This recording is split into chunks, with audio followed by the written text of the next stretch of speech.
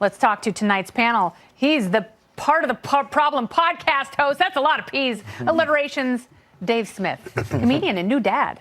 And we've also got from the Independent Women's Forum and former New York Congresswoman Nan Hayworth is here. And Bullseye Brief author Adam Johnson. Back in action right here at the Plexiglass Oval. Yay!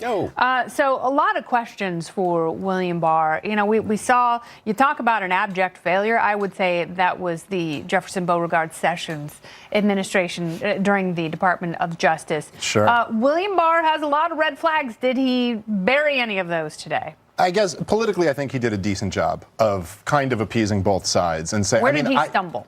Well, I mean, I don't know. I think he did a decent job. I mean, I don't like him, and I agree with you. I think your comparison between the war on drugs and the triangle offense, I mean, at least the triangle offense worked once, and it was never horrifically immoral. So, but I do think that the stuff you were talking about investigating, you know, getting to the bottom of those text messages with Page and Strzok, that stuff to me is much more interesting than this questioning of, will we get the Mueller report? I mean, I can guarantee you, if the Mueller report has anything damning and they don't let it out, it will mysteriously leak to the New York Times. Of course it I will. promise you. And So if it's underwhelming, you've got Democratic senators on the Judiciary Committee who will make sure it never sees a light of day. There's no chance we won't know what he comes up with. However, there does seem to be a big chance that we'll never really know what those text messages, which have been wiped, and we're never going to know exactly what evidence the FBI had to open an investigation and where's against the accountability a sitting president. for Robert you know Mueller, who's now best friends with the potential incoming Attorney General? Sure. Do we really want to go there? I mean, do we really want to try to find all those text messages between Page and Strzok? We know they were ugly. We know what they were up to. It's time to move on. And I think the message today was move on. I don't need Jeff Bezos text. That's not what I need.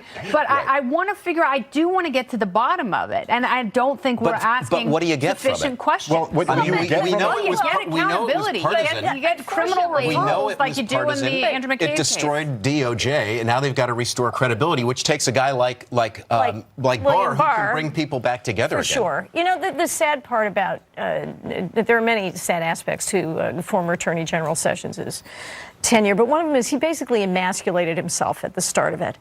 And that meant, yes, and that meant the blanket recusal that meant he was nowhere to be found unless he was talking about immigration. Right, and he had an enormous.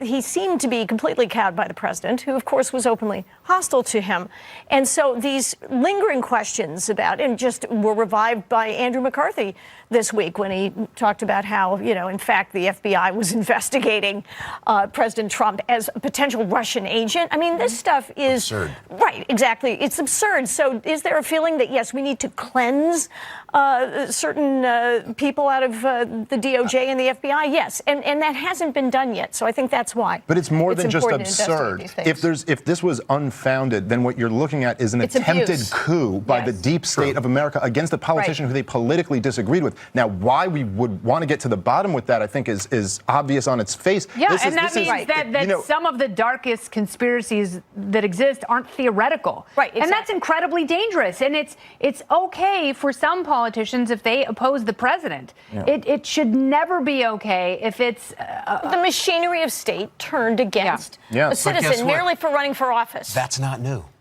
No, agreed. And it's especially not new to the previous administration, who also turned the IRS against conservative they actually groups. have greater surveillance powers that have been abused across a multitude of agencies, and that actually is new. And the fact that that has been recodified in, you know, new legislation where lawmakers lie to our faces and tell us that they've actually softened it. There are no warrants. There's no accountability. There's no transparency with the FISA courts. The craziest part of all of it is that Donald Trump signed into law those powers being expanded. So it's all craziness. Thanks, Obama. All right, the panel returns to